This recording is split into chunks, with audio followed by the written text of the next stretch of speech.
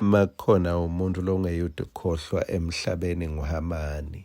Wathinta umuntu lonemarekhodi.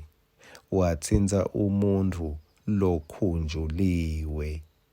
Kwaba ngathi uyinhlekisa ngalelo langa sekahamba ngetinyawo Mordekhai asenqoleni.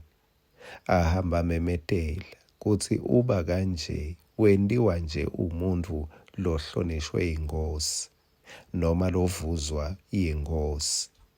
Kungabi ngowesihlobo sami lolingisa Hamani. Ngicela wena nami sibe boMordekhai. uNkulunkulu labeke emarekhodi ngathi lavuliwe nalatawuvulwa. Bane ngumbukiso kulomnyaka wekuthi umuntu lokhunjulwe nguNkulunkulu uba nje. Nasi ngwaselusuku sakavuka udle.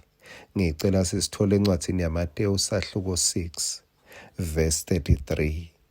Kodwa funani kucala umbuso waNkulunkulu kanye nekulunga kwakhe, khona tonke letinto titakwengetelwa kini. Kusho ukuthi kunetinto sibano lesitifunako. uNkulunkulu maye Nkosi yami uyasithanda, uyasitshela ukuthi sitatithola kanjani. Usinika tikhiya uNkulunkulu ukuthi tinto sitithola kanjani. Angikwati namaphi emaphelekece. Livangeli uma ngingasho nje kuthi livangeli lihlose kusenta sibe ngcwele, hayi kuthi sijabule noma hayi kuthi sithakase. The purpose of the gospel is to make you and me holy, not happy. Mangabe kuya kwethu enkonzweni kukhonda kwethu ku-centered around happiness, ngiyesaba. Kungenteka sithethe into lebabako lengiphoyizeni sacabanga ukuthi itasinika kuphila. Kwangathi livangeli kungenteka sekufanana nekuya enyangeni siyofuna emakhatsakhatsa latawulungisa timali tethu, latawulungisa emakhaya ethu, latawulungisa emabhizinisi ethu.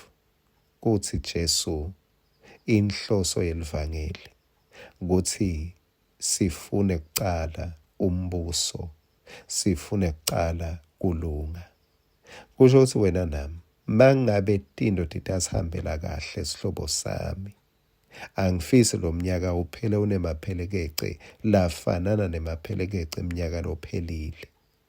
Mangabe tinto titasihambela kahle, asibe nemaphelekece ekufuna umbuso waNkulunkulu nekulunga kwakhe. Asifune kubona bantfu bakahle bajabulile, bajabuliswe tento lesitendako ngenxa yaJesu. Njengatiphi uthi Jesu bengiboshiwe nangihambela, bengilambile nangipha kudla, bengihlubulile nangembathisa, bengigula nangivusela nangihambela. Asibe nemaphelekece ekufuna kulunga kwaJesu, emaphelekece kufuna umbuso waJesu. Ngale kwaloko sitawuba nemaphelekece mlibe secho. Kwangathi uNkulunkulu angasithethelela la sigucule timiso takhe khona, senta lokumcoka kithi kwangathi kumcoka kuye. Sagijimela kuyawulungisa tinto tethu esikhundleni sekuthi sithambele tinto lathi asitifune. Ngiyakholwa futhi ngiyaqinisa ngithi mangabe Jesu wenda liphutha makathi asifune kucala umbuso wakhe nekulunga, tinto titawenetetelwa. Kwangathi bekangalikhorikitha lelivesi uma ngabe waphosisa Jesu. Kepha ngineliciniso, uma sitawufuna ngalendlela labeke ngayo, tonke tintfo titawukwenetetelwa kuwe, tonke tintfo utawuba nato. Kepha asilandzele luhlelo lwaJesu lwekutfola tonke tintfo. Amen.